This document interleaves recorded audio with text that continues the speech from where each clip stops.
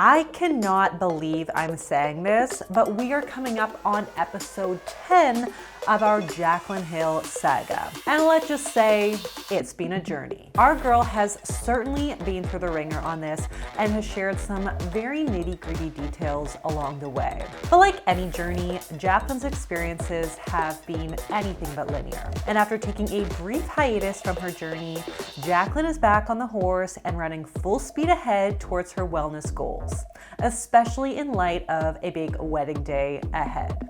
As usual, there's a lot to unpack. Hey everyone, I'm Abbey Sharp. Welcome to Abby's Kitchen.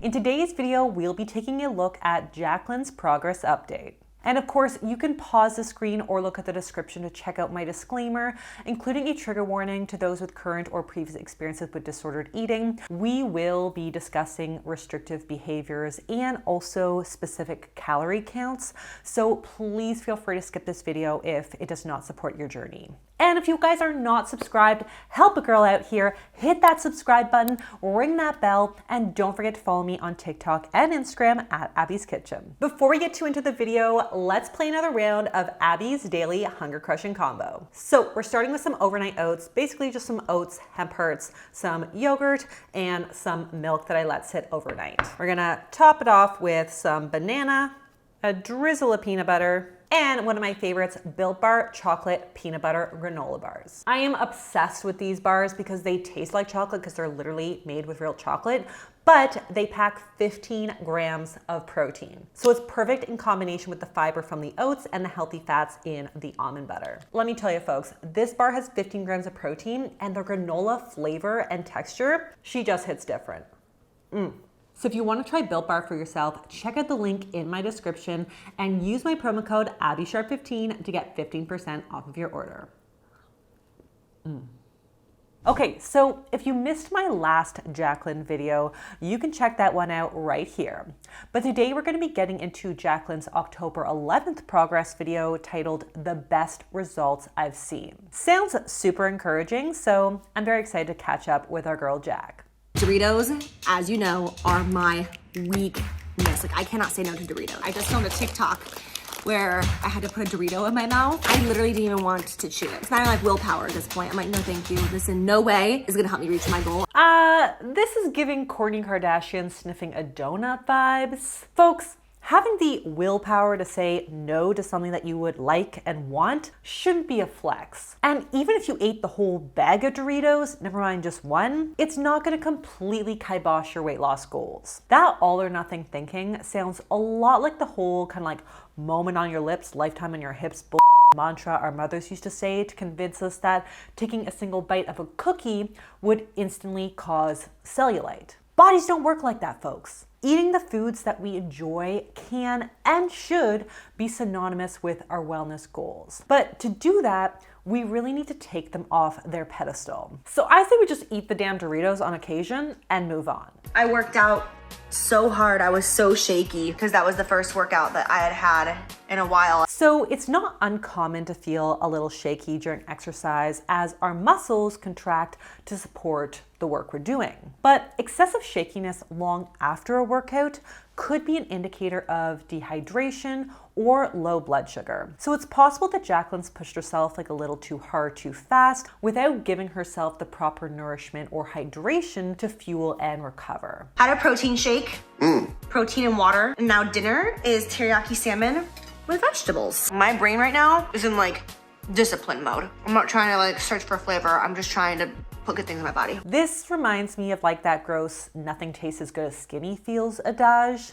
Like, it's cringy as exclusively seeing food as just fuel and then intentionally eating foods that are super bland or void of satisfaction is something that I see a lot of fitness folks do, almost in an act to like avoid overeating something that they actually enjoy. But eating food because you enjoy its flavor and eating foods that are good should not be mutually exclusive. Finding satisfaction in your food is really, really important. Not just psychologically to prevent like disordered eating behaviors, but research suggests that we may even absorb more nutrients from foods that we enjoy versus from foods that we don't. And life is too damn short. As for the meal itself, we're getting some protein, healthy fats, and some fiber. No carbs, of course, which I'm assuming has to do with Jaclyn's like 1 carb a day rule. So if that is the case, I would actually rather see her prioritize carbs after her workout to help replenish some of those glycogen stores, especially if she's experiencing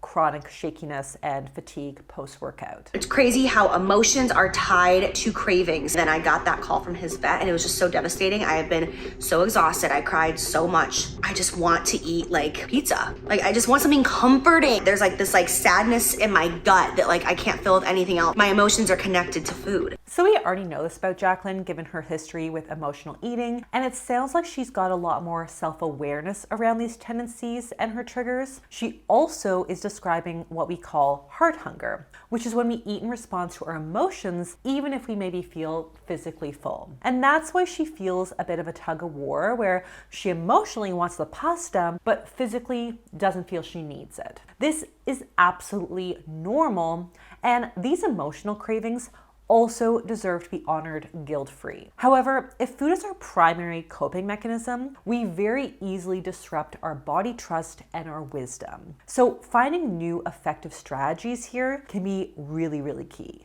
This ground up chicken with sugar-free barbecue is really f***ing slapping. I'm not eating a carb right now because I had avocado toast earlier. I mean, I wouldn't be happy either if I was eating a plate full of straight up barbecue chicken and nothing else. Overt restriction often just increases the likelihood of a binge or overeating. And we have seen this pattern play out many times over. I'm gonna go eat so much pasta. I am done. I am so f***ing done.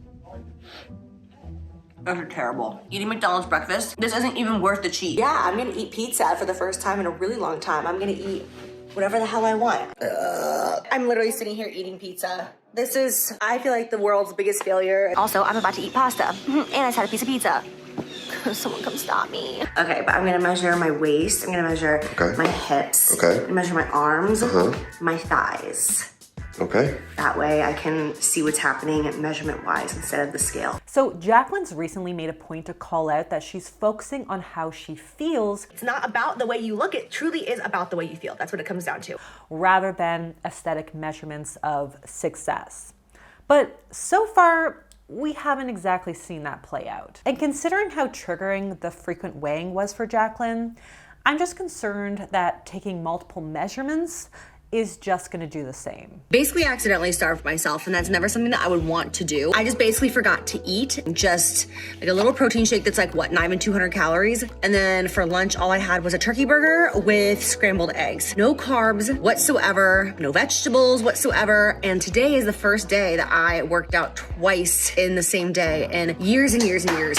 This is not good. Like, not good at all. First of all, working out twice on a day that you accidentally starved yourself, again, shouldn't be a badge of honor. And honestly, considering her vulnerable audience, I wouldn't even publicly mention this at all. Listen, we all have days when time gets away from us and like meals get delayed, but one would think that those are the days that you also don't manage to fit in a workout. I'm not really sure how this accidentally happens. Like Jaclyn's also already mentioned post-workout shakiness on a good day, so not eating enough before and after a workout will only increase the risk of fatigue, injury, muscle breakdown, electrolyte imbalance, and low energy availability needed for hormonal health. Yikes.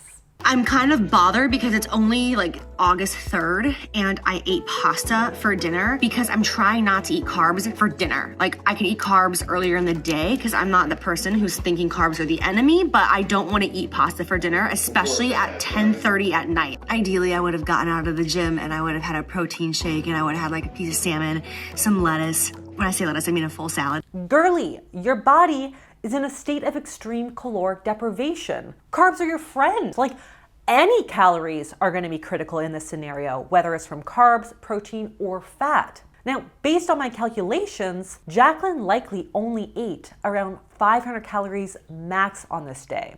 and she likely needed at least 4 times this amount to support her basic needs and post-workout recovery. So eating a bit of pasta with chicken at the end of the day is still not enough to even compensate for the low energy availability in this day. What I don't understand is if she doesn't think that carbs are the enemy, why does she insist on restricting them so much when it's clear that her body so desperately needs them? As usual with Jaclyn, I feel like we hear her say one thing and then do another. And if I'm confused, I can only imagine what her young fans must feel like when watching this. I just need to know because I ate an entire plate of pasta last night, literally 30 minutes before I went to bed. I'm like, I'm just curious what that did. Bitch, I woke up and went down an entire pound. What the hell? 1 bowl of pasta and we're back on the scale. Even though I kind of thought we had decided we were past that phase.